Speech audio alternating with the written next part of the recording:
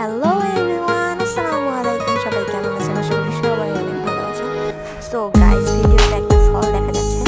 ফলটা আঙুরের মতো ধরে এবং এটা আমাদের বাঁশঝাড়ে গাছের মধ্যে এই ফলের যে গাছটা, এই গাছটা পেঁচিয়ে বেঁধে উঠেছে এবং এই ফলগুলো ওখানে ঝোপায় ঝোপায় ধরেছে।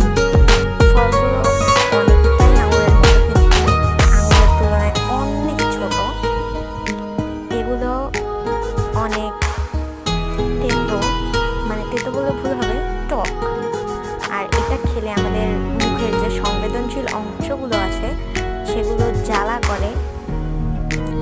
তো আমি ঠিক জানি না এই ফলটার নাম কি। আপনারা যদি কেউ জানেন অবশ্যই